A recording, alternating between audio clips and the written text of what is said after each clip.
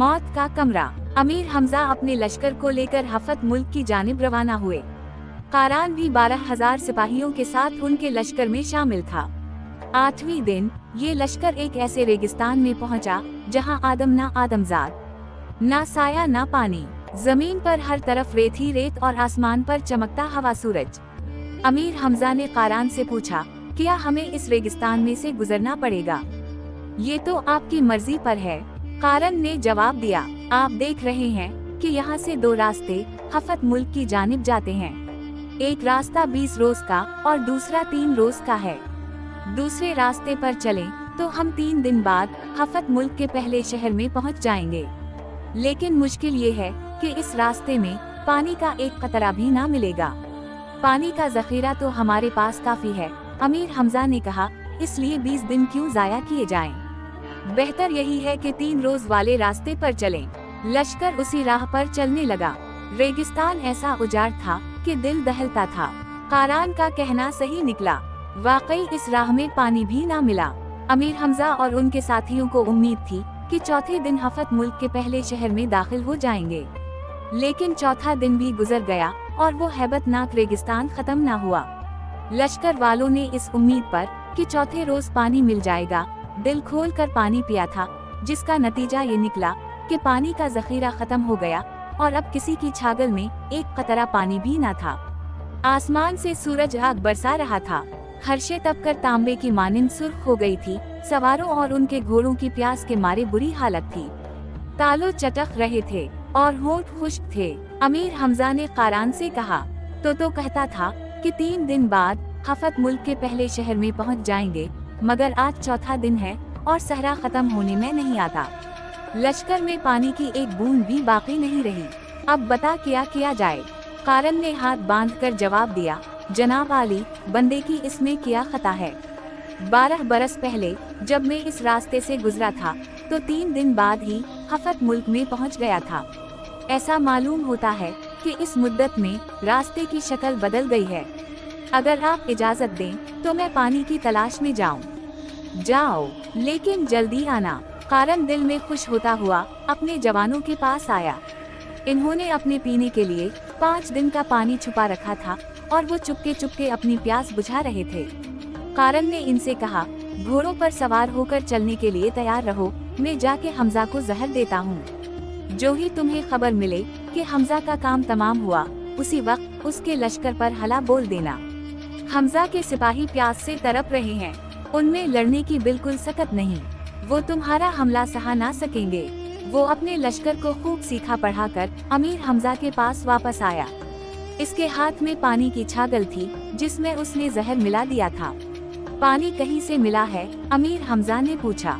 जनाब, इस इलाके में पानी दूर दूर तक नहीं है। 1 दिन और सफर कीजिए। मुझे यकीन है कि अगले पड़ाव पर पानी जरूर मिल जाएगा। पानी के 1-2 घूंट मेरी छागल में बच रहे हैं, इजाजत हो तो हाजिर करूं। ये कहते ही उसने प्याले में पानी भरा और अमीर हमजा को पेश कर दिया।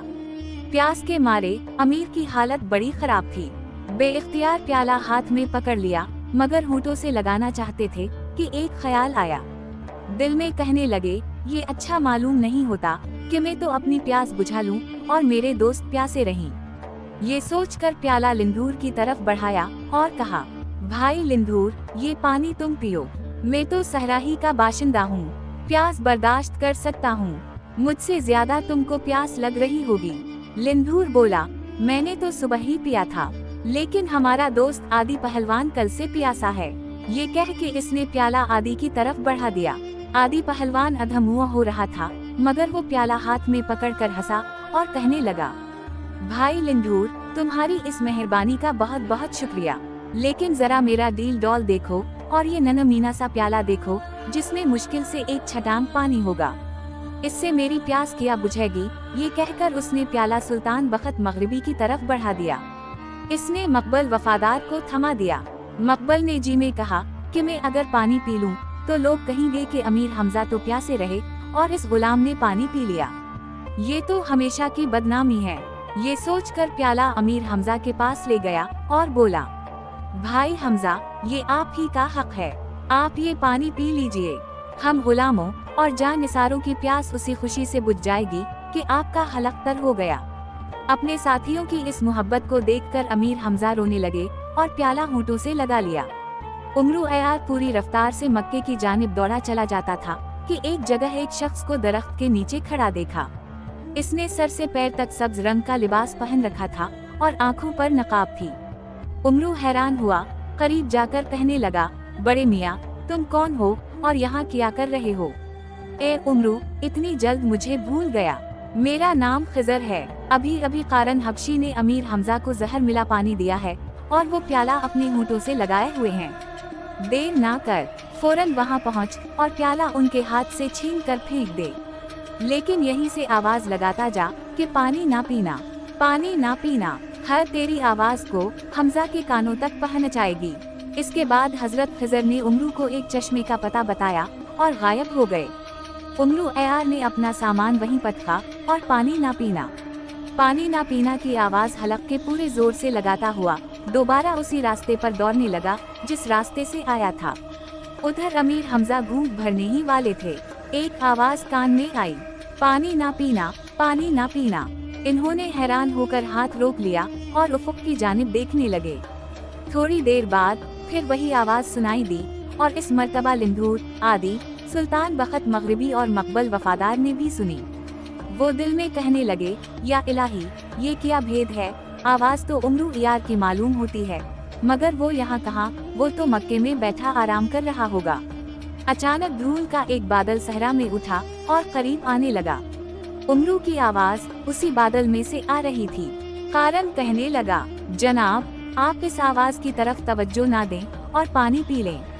सहराओं में जिन भूत रहते हैं और वो ऐसी आवाजें पैदा करके लोगों को डराया करते हैं। ये सुनकर अमीर हमजा ने प्याला दोबारा लबों तक लगाया ही था कि फिर वही आवाज आई, पानी ना पीना, पानी ना पीना। हमजा ने हाथ रोक लिया। अचानक अमीर हमजा किया देखते हैं कि गर्द के बादल में से उमरू दौड़ा आता है और हाथ उठा उठा कर चिल्ला रहा है, पानी ना पीना, ए हमजा, पानी ना पीना। फिर आना फाना उसने नजदीक अगर वो प्याला छीना और जमीन पर फेंक दिया। पानी जो ही रेत पर गिरा, जमीन फट गई और इसका रंग सियाह हो गया। पानी का एक कतरा अमीर हमजा के मौजे के चमड़े में से गुजरता हुआ पांव पर आया और तलवे में से होकर निकल गया। तब सबको मालूम हुआ कि प्याले में पानी नहीं, जहर कातिल था। कारन हबशी ने भांडा फूटते देखा तो झट अपने घोड़े को एड़ लगाई और भागा। इसके लश्करियों ने उसको यूं आते देखा तो समझे कि अमीर हमजा का काम तमाम हुआ। सोचे समझे बगैर इन्होंने तलवारें, नेज़े, भाले और कुल्हाड़ियां उठाएं और अमीर हमजा की फौज पर हमला कर दिया। कारन इन्हें रोकता ही रहा, मगर इसकी चीख वो पुकार किसी के कानों तक न पहुंची। इधर लिंधूर ने अपना फौलादी गर्ज संभाला, मकबल वफादार ने तीर चलाने शुरू किए। सुल्तान बखत मगरिबी ने तलवार के जौहर दिखाए और आदि पहलवान गुस्से से कांपता हुआ मसत हाथी की तरह दुश्मन की तरफ झपटा। जो शख्स भी इसके हाथ आ जाता जिंदा ना बचता। देखते ही देखते इन बहादुरों ने कुश्तों के पुश्ते लगा दिए और कारन के 12,000 सिपाहियों में से 10,000 को गाजर मूली की तरह काट कर डाल दिया। उमरू कारन की तलाश में फिर रहा था, लेकिन इसका कहीं पता न था। दरअसल कारन के कुछ साथी पहले ही इसे लेकर निकल भागे थे। उमरू अब सब लोगों को चश्मे पर लाया, जिसका पता हजरत खिजर ने बताया था। यहाँ हर एक ने जी भर के पानी पिया और अपनी अपनी मशकोल और छागलों में पानी फिर लिया। इसके बाद खुदा का नाम लेकर आगे चल पड़े और 5 दिन तक सहरा में सफर करते रहे। आखिर छठे रोज एक छोटी सी बस्ती के आसार दिखाई दिए। सबकी जान में जान आई। इस बस्ती का सरदार अमीर हमजा के इस्तकबाल को आया। इसकी जबानी मालूम हुआ कि चंद रोज पहले एक हबशी पहलवान अपने 10-12 साथियों के हमराह यहाँ आया था और लूट मार करके चला गया। अमीर हमजा समझ गए कि वो कारन ही होगा। बस्ती के सरदार ने ये भी बताया कि हफत मुल्क का पहला शहर यहाँ से 800 कोस दूर है, लेकिन घबराने की जरूरत नहीं। राह में ठंडे और मीठे पानी के बेशुमार चश्मे मिले गए। अमीर हमजा ने खुश होकर सरदार को इनाम इकराम दिया तो वो राह बताने के लिए साथ जाने पर आमादा हो गया। अमीर ने उसे साथ ले लिया। 2 रोज बाद इस लश्कर ने सहरा में क़याम किया। करीब ही एक चश्मा था जिसका पानी हौज में जमा हो रहा था। लश्कर में चंद पालतू कुत्ते भी थे। वो दौड़ते हुए गए और पानी में मुंह डाल दिया, मगर पानी पीते ही उनके जिस्म खुश्क पत्ते की तरह थर-थर कांप गए और फिर सर पड़ गए। सिपाहियों ने कुत्तों के मरने की खबर अमीर हमजा तक पहुंचाई। वो खुद होश पर आए और पानी की रंगत देखते ही कह दिया कि उसमें जहर मिलाया गया है। यहाँ से कोई शख्स पानी ना पिए। ये हरकत भी उसी बदमाश कारन की थी। अमीर हमजा की हिदायत पर नए कुएं खो दिए गए और खुदा की कुदरत के उनमें से पानी निकल आया। सब लश्कर और घोड़ों ने पानी पिया और आगे चले। रास्ते में जितने चश्मे मिले सबके पानी में जहर मिला हुआ था। कारन जानता था कि अमीर हमजा का लश्कर इधर से गुजरेगा, इसलिए वो हर चश्मे में जहर मिलाता चला गया। लेकिन इसकी ये चाल बेकार गई और लश्कर का एक शख्स भी इस जहर से हलाक न हुआ। 22वें रोज अमीर हमजा इंताकिया के नजदीक पहुँचे। ये हफत मुल्क का पहला शहर था और एक बुलंद पहाड़ पर बसाया गया था। पूरा शहर एक संगीन किले के अंदर तामीर किया गया था और किले की दीवारें इतनी ऊंची थीं कि उन पर कमंद भी नहीं फेंकी जा सकती थी। पहाड़ के दामन में एक तूफानी दरिया बह रहा था। अमीर हमजा का लश्कर उसी दरिया के किनारे उतरा और खैमे लगा लिए। कारन पहले ही से किले में पहुंचकर वहां के हाकिम को नौशीरवा का खित्ता दिखा चुका था। शहर इंताकिया के 3 किले थे और ये तीनों किले एक दूसरे से 12-12 कोस के फासले पर थे। तीनों किलों के हाकिम सगे भाई थे। पहले किलादार का नाम हाम, दूसरे का साम और तीसरे का नाम मुहज्जरी था। कारन ने बाकी 2 किलादारों को भी नौशीरवा का खत दिखाया और कहा कि अरब का एक नौजवान अमीर हमजा लश्कर लेकर आ रहा है। नौशीरवा के मुल्क पर कब्जा करने के साथ साथ हफत मुल्क पर कब्जा करने के ख्वाब देख रहा है। निहायत ताकतवर और जीदार जवान है और उसके साथ हिंदुस्तान का नामवर बादशाह लिंगूर भी है। नौशीरवा के लिए उनका मुकाबला दुश्वार है, इसलिए वो चाहता है कि किसी न किसी हीले से कोई शख्स अमीर हमजा को मौत की नींद सुला दे। उसे हलाक करने की कई तदबीरें की गई हैं, मगर वो हर मर्तबा मौत के मुंह से बच निकला। हाम ने अपने दोनों भाइयों से मशवरा किया। एक भाई कहने लगा, घबराने की क्या बात है, हम में से हर एक के पास 10-10 हजार सवार मौजूद हैं। रात की तारीकी में अमीर हमजा के लश्कर पर चढ़ दौड़ेंगे। ये सुनकर सबसे बड़ा भाई हंस पड़ा और बोला, कुछ अकल से काम लो वरना मारे जाओगे। मैंने अमीर हमजा को देखा है और उनकी शहजौरी से खूब वाकिफ हूँ। उनसे जीतना मुमकिन ही नहीं। इसके अलावा लिंगूर भी उनके साथ है। जरा गौर करो कि जिस शख्स को नौशीरवा ऐसा अजीम बादशाह हलाक न कर सका, भला हम उसे क्यों कर मार सकेंगे। मेरी राय ये है कि इनकी इताअत कबूल कर ली जाए, उसी में हमारी सलामती है। दोनों छोटे भाइयों ने अपने बड़े भाई के मशवरे पर अमल किया। उसी वक्त अमीर हमजा की खिदमत में एलची रवाना किए और हाजिर होने की इजाजत तलब की। आदि पहलवान ने अमीर हमजा से जाकर कहा कि इंताकिया के तीनों किलेदार आपसे मिलने के आए हैं। अमीर हमजा ने हुक्म दिया कि हमारी तरफ से चंद सरदार जाएं और इन्हें इज्जत के साथ ले आएं। थोड़ी देर बाद हाम, साम और मुहज्जरी अमीर हमजा के खेमे में आए। इन्होंने सबको मोहब्बत से गले लगाया और ऐसी खातिर तवाज़ो की कि उनके दिलों से सारे अंदेशे निकल गए। तब हाम ने इस खत की नकल अमीर हमजा को दिखाई, जो नौशीरवा ने उसे भी कारन के जरिए भेजा था। अमीर हमजा ये खत पढ़कर बहुत रंजीदा हुए और ये दिल में कहा, यकीन नहीं आता कि नौशीरवा जैसे बादशाह ने ऐसी घटिया हरकत की होगी। मुमकिन है कारन ने मुझको नौशीरवा से बदजन करने के लिए ये जाली खत बनाया हो, फिर भी इसकी तस्दीक जरूरी है। उसी वक्त मकबल वफादार को तलब करके हुक्म दिया कि मदाइन की जानिब कोच करो और ये खत नौशीरवा को दिखाकर पूछो कि क्या तुमने लिखवाया है। मकबल वफादार ने चंद सिपाहियों को साथ लिया और मदाइन की तरफ रवाना हो गया। कई दिन तक इंताकिया में क़याम करने के बाद अमीर हमजा अगली मंजिल की जानिब चले। तीनों किलादार हाम, साम और मुहज्जरी भी उनके साथ जाने के लिए जिद करने लगे। आखिर अमीर हमजा ने इन्हें भी लश्कर में शामिल होने की इजाजत दे दी। इंताकिया से 15 मील दूर शहर अलानिया आबाद था और वहाँ के हाकिम को अनीस कहते थे।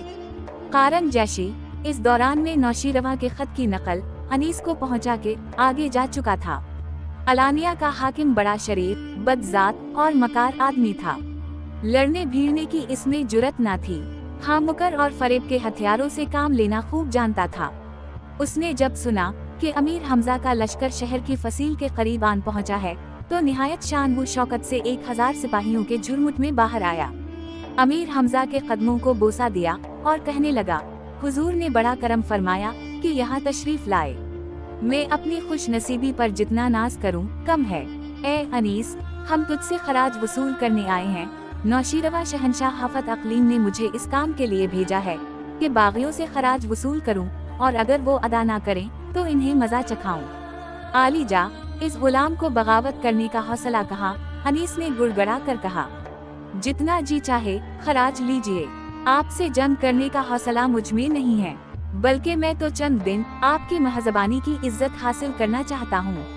इसने अपनी चिकनी चपड़ी बातों से अमीर हमजा को शीशे में उतार लिया और अर्ज की कि लश्कर को शहर से बाहर ठहराइए और खुद अपने दोस्तों के साथ शहर के अंदर मेरे महल में क़याम कीजिए।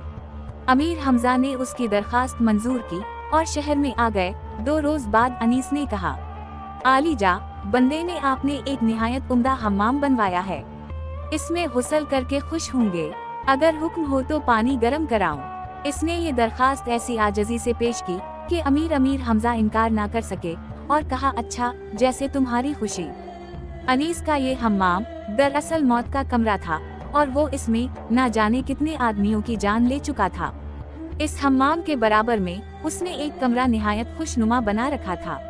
नहाने के बाद वो मेहमान को इस कमरे में फल खिलाने के बहाने से ले जाता। इस कमरे की छत को लोहे के 4 सतून सहारा दिए हुए थे और सतूनों के साथ जंजीरें बंधी थीं। जब जंजीरें खींची जाती तो छत धड़ाम से नीचे आन गिरती और कमरे में जितने भी आदमी मौजूद होते सब के सब इसके नीचे दबकर मर जाते। अमीर हमजा अपने दोस्तों के साथ हम्माम में गए। देखा कि बड़ी अजीम इमारत है और पानी को गर्म और ठंडा करने के लिए आला इंतजामात किए गए हैं। अनीस ने अमीर हमजा और लिंदूर वगैरह को तो हम्माम में दाखिल किया और खुद मौत के कमरे में जाकर एक बड़े दस्तरख्वान पर कसम के लजीज फल चुन दिए। इसके बाद उसने अपने 4 ताकतवर हबशी गुलामों को तलब करके हुक्म दिया, लोहे की जंजीरों को पकड़ लें और जो ही ढोल बजने की आवाज सुनाई दे जंजीरों को खींच लें। अमीर हमजा, लंधूर, मकबल वफादार और आदि पहलवान सब हम्माम में नहा रहे थे। इन्होंने उमरू को भी बुलाया कि आकर नहाए, मगर वो ना माना, कहने लगा, तुम लोग अपने बदन का मैल उतारो, मैं जरा इस इमारत का मुआयना करता हूँ। ये कहकर उठा और चारों तरफ घूम फिर कर देखने लगा। वो हम्माम के पीछे जो गया तो क्या देखता है कि 4 हटे कटे टॉय की स्याही की तरह काले हबशी लोहे की जंजीरें थामे खड़े हैं। उमरू हैरान हुआ कि ये क्या माजरा है। एक तरफ हटकर अपनी सूरत 100 साल के बधे की बनाई और कमर झुकाकर आहिस्ता आहिस्ता चलता हुआ इधर आया। एक हबशी ने कहा, और बधे, क्या तेरी मौत ने आवाज दी है कि इधर आन कला, जल्द यहाँ से भाग, कोई दम में इस कमरे की छत गिरने वाली है, हम ढोल बजने का इंतजार कर रहे हैं। ये सुनते ही उमरू वहाँ से रफू चक्कर हुआ, अपनी असली सूरत में हम्माम के अंदर पहुँचा और अमीर हमजा के कान में कह दिया कि अनीस ने तुम सबको मार डालने की एक तदबीर सोच रखी है। खबरदार, हम्माम के बराबर वाले कमरे में हरगज ना जाना, वरना जिंदा ना आओ गए। ऐसी सूरत करो कि पहले अनीस खुद वहाँ दाखिल हो, फिर देखना मैं किस तरह उसी के सर पर वो छत गिराता हूँ। जब अमीर हमजा और उनके दोस्त नहा चुके तो अनीस ने कहा, आइए अब मैं आपको अपने शहर के खास फल खिलाऊं। ये फल इतने लजीज और शीरी हैं कि आपने पहले कभी ना खाए होंगे। ये कहकर वो उन सबको मौत के कमरे की जानिब ले गया और अंदर जाने का इशारा किया, मगर अमीर हमजा रुक गए और बोले, ये कायदे के खिलाफ है कि मेहमान पहले कदम बढ़ाएं, मेजबान को आगे बढ़ना चाहिए। ये सुनकर अनीस मौत के कमरे में दाखिल हुआ। उमरू ने अपने मुंह से ऐसी आवाज निकाली जैसे उधर ढोल बज रहा हो। ढोल की आवाज यशियों के कानों तक गई तो उन्होंने फौरन जंजीरें खींच लें और छत एक हौलनाक धमाके से नीचे आ पड़ी। अनीस का जिस्म छत के बोझ से कुचलकर कीमा बन गया। ये देखकर लिंधूर, आदि पहलवान और मकबल वफादार हैरान रह गए। तब अमीर हमजा ने इन्हें अनीस की मकारी और उमरू की कारिस्तानी से आगाह किया। अनीस के मारे जाने की खबर आग की तरह हर तरफ फैल गई। फौजी सरदारों और अमीरों ने आकर अमीर हमजा के कदमों पर सर रखे और इताअत कबूल कर ली। इसके बाद अमीर ने यहाँ से हलब की जानिब कूच किया।